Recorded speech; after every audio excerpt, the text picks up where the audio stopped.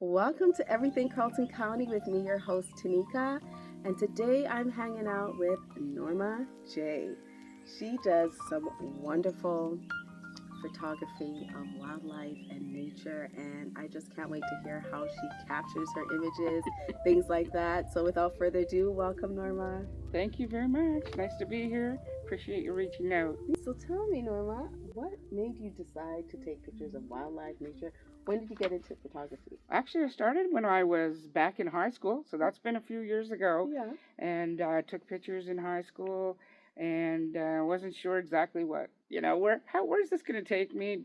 Yeah. And then I went on to college, took some pictures there for college for the actual yearbook. Yeah. Moved on to Nova Scotia, where I did a little bit of photography, but seemed to at that point, after a few years, put my camera down. Hadn't picked it up for years till just a few years ago. Okay, so why did you put it down, and what inspired you to pick it back up? I don't know why. I think the film issue was a problem. Okay. Always having to take a film to get it developed. I didn't like that wait, and then you get it back, and they're not the capture that you're hoping it to be. Yeah. So I love the new digital system where you can see it immediately, and you can decide, do I like it? Do I want it? Do I need to take more? That's good. And so I appreciate that very much. Yeah, that's helpful. Yeah. Now I'm sure you've had many memorable experiences, but could you share one with on your journey, on your while you're out there taking pictures? Sure. Something that really struck your eye? Yeah, it'd be hard to just choose one, but today, in honor of moose season, I thought that this would be a good story to tell. Someone approached me one evening and said, excuse me, I have some international students here, exchange students, and they're leaving tomorrow, but they'd like to see a moose. Is there any way you could find one for us tonight? And I thought, oh my goodness, no pressure at all. Where do they hang out? Where? Yeah, exactly. I mean, I have a few spots I would go if I'm looking for a moose. Yeah. But there's no guarantee. As people know, you just never know where they're going to be. So we're driving along. We ventured out, driving along, and I turned my head to the left, which my head, when I'm photoing, goes constantly. I mean, I'm always looking at the road. But I look to the left, I'm looking to the right, I'm looking over my shoulder, and looking back to the road, of course, if I'm driving. And I turned to the left, and I saw a mother moose. And I was like so excited that we'd actually seen a moose. But the wonderful thing was that there were two calves with her. So, I mean, that was not just exciting for the exchange students. Right. It was exciting for us who were with them. And I said to them right there, you are experiencing something which many Canadians never experience. You can sometimes see one calf with a mother, but to see two is rare. Yeah. And so you have just experienced something that a lot of Canadians don't. They love to, but they haven't. I've been here almost 2.5 years and have not seen a moose yet. You haven't seen a moose at all? I haven't seen a moose at all. Oh, well. Yeah. Yeah, there you are. So it was really exciting that they could leave the next morning with pictures of this rare, really, experience and adventure of going out and actually locating a moose. And, we saw two more after that. And I said, well, maybe we'll see 5 before we get home. And, before we got home, we had seen 5. Almost dark when we saw the last couple. Right. So you could only see the body shape, but you knew that they were there. There's always lots of laughs when you go. So it's a great experience. Norma, I've seen your images, and wow, such detail. How do you do that? How do you get such clear images? I know you have a camera there. Yeah. So that helps. Definitely. But I'm sure you your have a good gear does make a big difference. There's no question about that. But, with today's technology with phones, you can get some great pictures now. Yeah. You really can. That's true. But I have a full frame camera. Okay. So a lot of people would be like, well, what is a full frame camera? Mm-hmm. Well, that's more of a professional grade. It is a professional grade camera. Okay, so it is. And my lens is a zoom lens. I have one that's 200 millimeter, and I have a 400 millimeter. So you can zoom in a long way with those lenses. And that is the key. The closer you can get with zooming, the better the quality will be. for cropping. You don't want to Yes. crop out Yes. too much, or it will turn into a distorted picture. Yes. And sometimes too, you got to know what part of the picture you want to determine. What do I want it? What do I want to focus on? What do I want people to see? And with wildlife, you always want to try to make sure you get their eye focused. So that the is actual image. So if I'm taking a picture of any animal, animal. or even a person, but Yeah. any animal, the place I'm going to put my spot to focus is going to be right on their eye or right very close to their eye, so it's focused clearly. Okay, cool. So then when you get back and try to sharpen things up or edit it just a little bit, which I don't like to do too much of, sharpening it a little bit will help also. Help it. Yes. That's the way to get them clear. Yeah. Well, I remember, I'm sure Norma remembers, and she's like, Tanika, you want to come for a ride? I said, sure. And she brought me right into the woods with her. Definitely have to have a passion. Definitely. And I love for this. You would agree? Yes. Oh, definitely. Yeah. And you know what I'm finding? More and more people have a passion for photography all the time. You know, they're seeing these great images that people are taking, and people are using their phones for great images, right? Yeah. So they're like, well, if I can do that, they can do that with their phone. Well, I can do it, and it's growing. So people are taking great pictures, and it definitely very passionate. Yeah. I love it. I could go out in nature all day. And just you never know what you're gonna see. Yeah. You never know what angle you're gonna be looking at, and how can I get closer. And you know, I'm very cautious when I'm out in the woods, as far or wherever I am. Yeah. And you need to be. And you need to be, of course, for sure. Right. And yeah. I love going. Some days I want to go in a specific area. I'll say I want to go. I'm going to drive out to Nakawik, or I'm going to drive out to Richmond Corner, or I'm going to go to Plaster Rock, or I'm just going to go over in Grafton. Like I just never really know where I will go, depending on how much time I have. Because when I go through if I'm driving on a dirt road in the woods, I go very slow. So you don't get far fast. Okay. But at the same time, going slow allows you to see what is there that you would not be able, you'd miss it otherwise. Yeah. And so some days I'm like, okay, Lord, tell me where to go. Yeah. Which way do I turn today? Right. Where did I come out of the driveway? Which way do I turn today? Or I'll come to a road and I'll say, which do I go left? Do I go right? What is the direction I should go? And oftentimes it's just that. I get to a road and I determine which way I'm going to turn. Right. And I'm not always looking for something specific. Yeah. Some days I might be looking for the moose. Yeah. I can tell you a moose story. Not that I just like to tell moose stories, but I can tell you another moose story. Time of the year. Yeah, exactly. Just that time of the year here in New Brunswick. Right. I was driving on a dirt road, a public road, but just a dirt road. Right. And I'm driving alone, and I hear in my gut, I hear, stop here. Ooh. And I thought, okay, I'll do that. So I just stopped. I sat there for, 10 or 15 minutes maybe. Yeah. But it was open. It was a wooded area, but they had clear cut it so you could see, and and I thought, well, how long do I sit here? And just at that, I went, what is that down there? I picked up my camera, which I often do if I'm like, what is that? And zoom in to see what it is. Right. And I went, oh my, that's a moose standing there. Ooh. And I looked again, and again, it was a moose with 2 calves. And they were young. And they came out on the road in front of me and ran, and it had rained, so they ran up the hill, up over the hill, and then I went up, they went back in the woods, and I drove up further.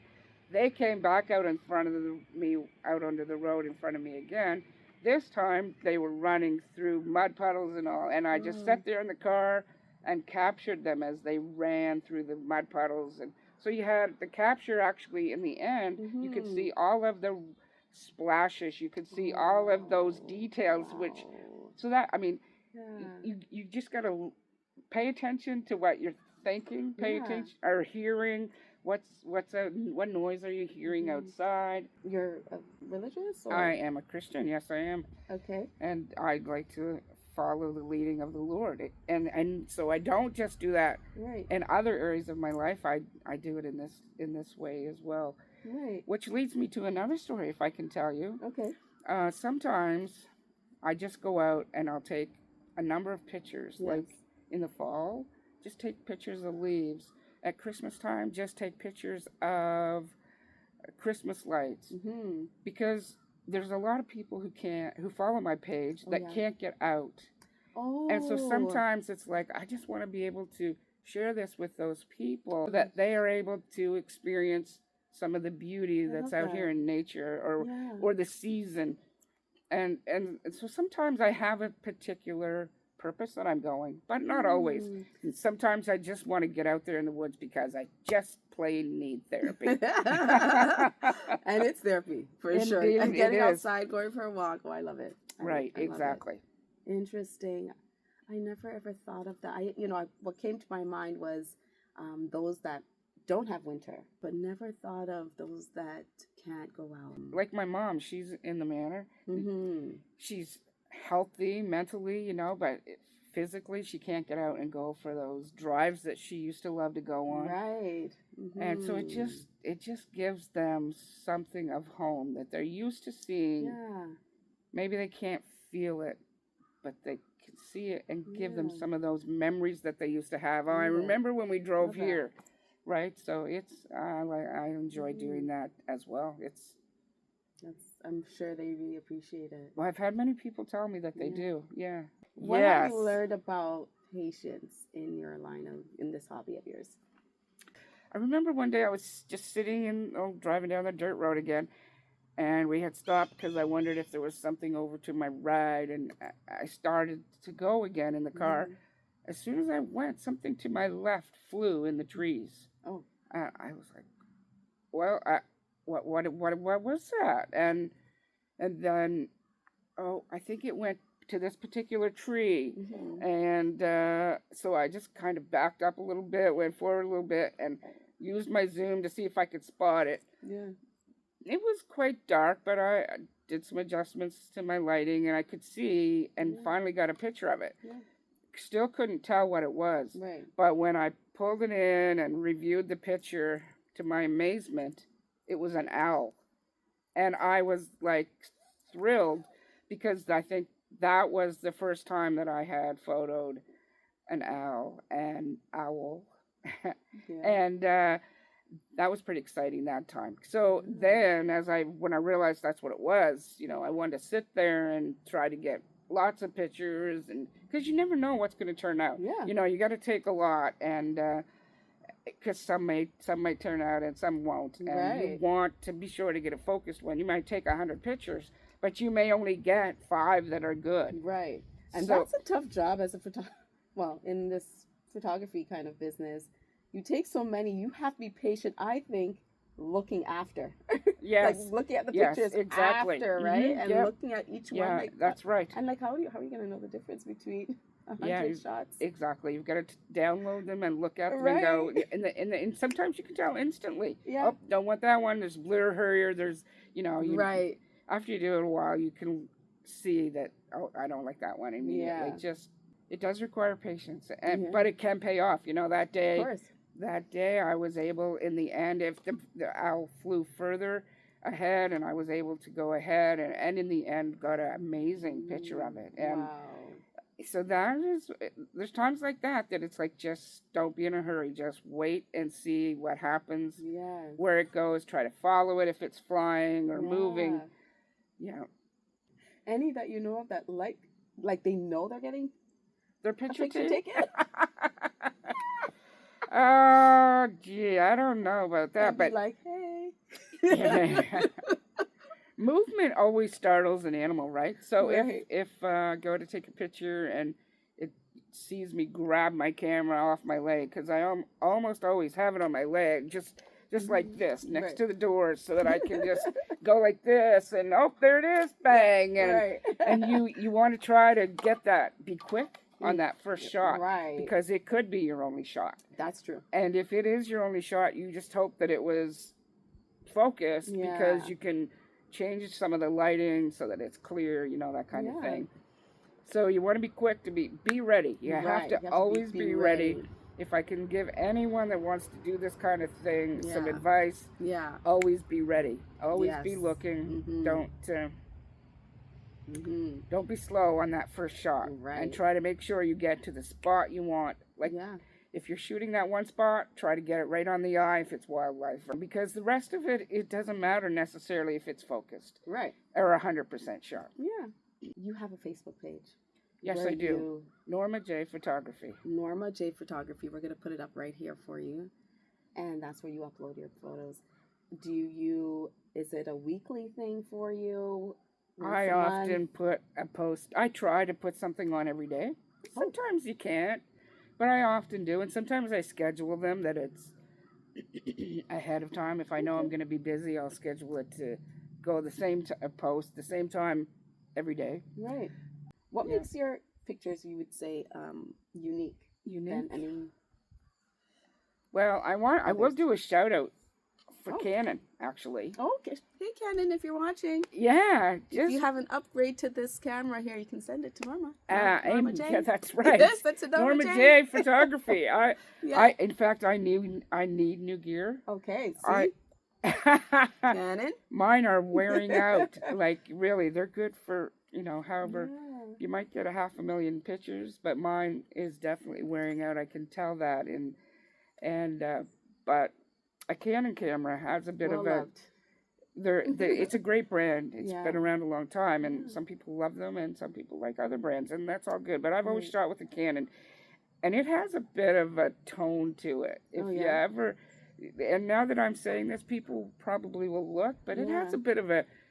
almost like a warm tone to your pictures that Canon cameras offer.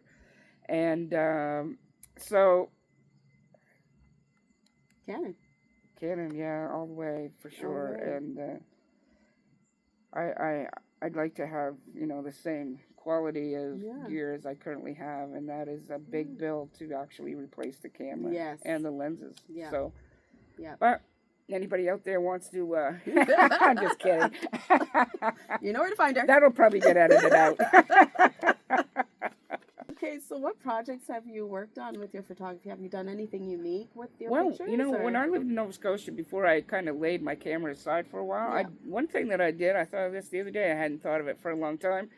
I traveled around with a company who did church directories. Oh, yeah. I went to churches and took family pictures, and that was off. Yeah, it was really neat. I enjoyed that a lot. Getting to see people and talk to them, and, they do a short little photo gig with them, and then it goes off, and they create it into a church directory. So that was kind of fun, and I appreciated that opportunity, and I appreciate the opportunity today, be able to share and awesome. Anything up and coming you'd like to share? I have a lot of people who in the past have ordered calendars from me. It's been something I've done for a few years, and I never make any money off of it, really, because there's a lot of expense to getting those pictures, For sure. And I would be interested to know from people if they would like to see a 2026 calendar. Yeah.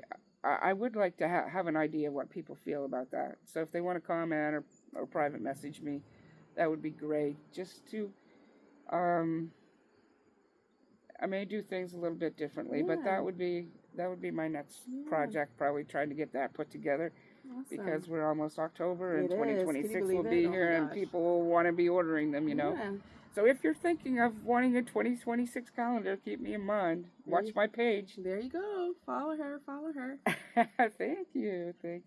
All right. Well, we've come to the end of another episode of Everything Carleton County. Thank you so much, Norma, for being my guest today. Oh, thank you for having me. It's been a privilege. It's been fun. Yes. And I hope it comes across as it's a great hobby. Yeah. It's a great hobby for people to get into. And so thanks again. All right. Well, thank you for watching, everybody, and we'll see you next time. So, like Norma J said, you may want to consider photography. It's a great hobby. We'll see you next time.